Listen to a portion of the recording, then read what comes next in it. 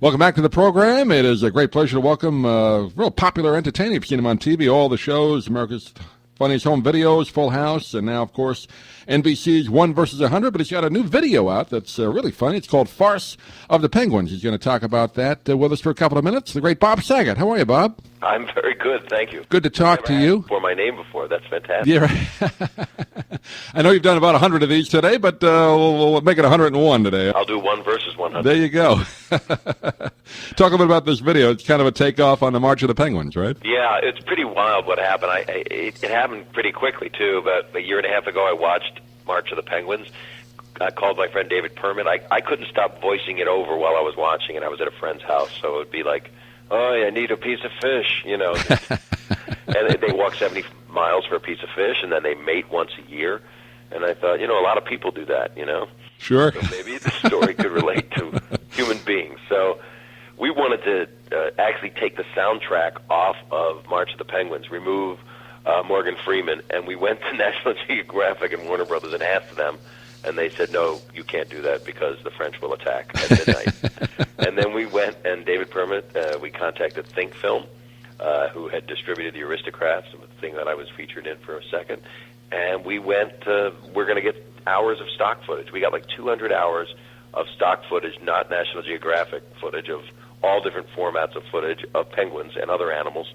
And I had written a script, and we started to, our editor, Michael Miller, we started to cut the movie together, and it took 6 months, really, to put it all together. And you shake the tree, and you change the dialogue, and you change picture to match the dialogue, but the mouths don't move. So this is this is like Milo and Otis cursing is what this is. Oh, that's great. And you got people like Jason Alexander in it, right? Dave Coulier. Yeah, Samuel L. Jackson narrates. Samuel and Jackson, the main right. voices are myself and Louis Black, Christina Applegate, Tracy Morgan, and Monique, and then Jason and Norm Macdonald and Harvey Firestein and Whoopi Goldberg. A lot of people came in and did voices for me. It was incredibly gracious because it doesn't get any more low budget than this. This is going to come out next week, right? Yeah, January 30th. It goes into video stores everywhere. All over Blockbuster and wherever, Best Buy, wherever the heck we've made deals. I'm like the Music Man selling this thing. It's very funny. It has a lot of added features that are not part of the film that are great on a DVD, and it's really for college kids, That's what makes those DVDs fun. You can add all that extra stuff, the rehearsals exactly. and the There's outtakes. stuff in it that there were deleted scenes, and you'll understand. And this is not for kids. I do want to say that. This is not for little kids to see. I hope a parent doesn't pick up Farce of the Penguins and shows it to a youngster, because it's not the right tone. Well, kids are pretty hip nowadays, so they'll probably enjoy it. But what would you say, 13 and up, right? I would say 15 and up. 15 and up, okay.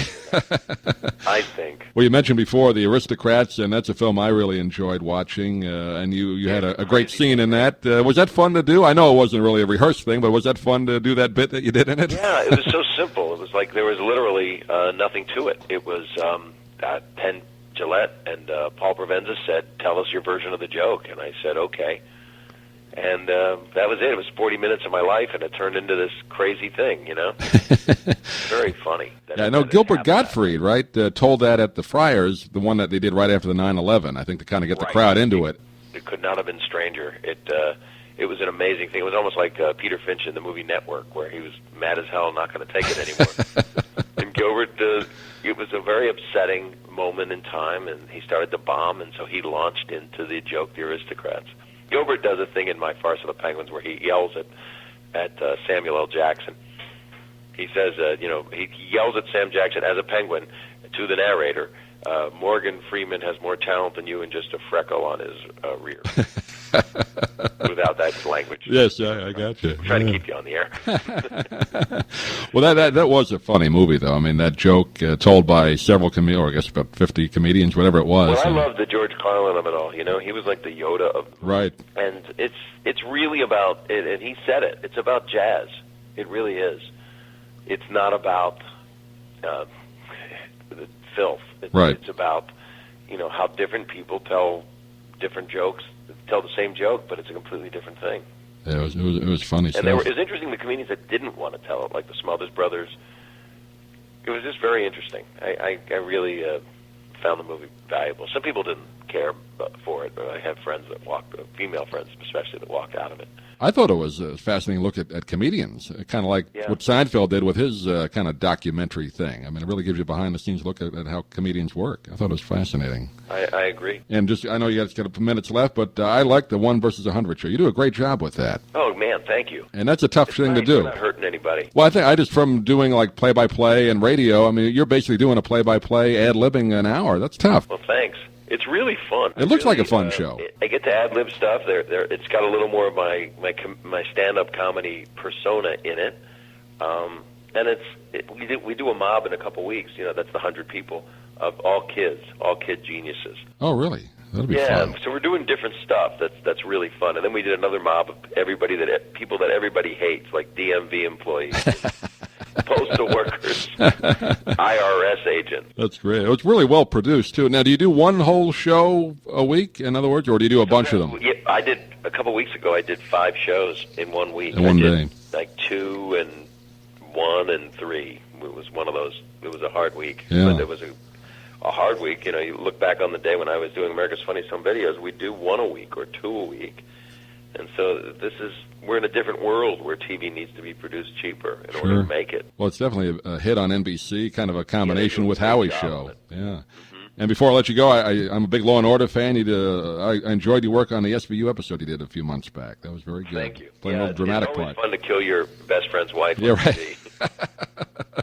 You know, if you don't trust a woman, you put a computer chip in her arm. That's it. That was great. Yeah. Well, that kind of gives you a chance to play against the comedic type. I think that's fun. Yeah, I love doing that. I'm going to do some more acting this year, later in the year. I'm planning to do an hour special with my stand-up, which hopefully won't destroy everything as we know it. Well, Bob, it's fun to get a chance to talk to you for a couple of minutes. I don't know if you ever come down to perform in the Tampa Bay area. You should. We'd love to see you. I would definitely. I've been there before. I used to go to the Improv there, which is a great room. But I'll be coming back there, and I'll do a theater or something fun, and we'll definitely come down there. I would love that. Great. Bob Saget, Farce of the Penguins is the video coming out next week. Thanks, Bob. Everywhere, Amazon.com, all that, Netflix, wherever you can get them. Great. We'll talk to you soon. Thanks so much, man. Bye now. Bob Saget, our guest. We'll be right back after this.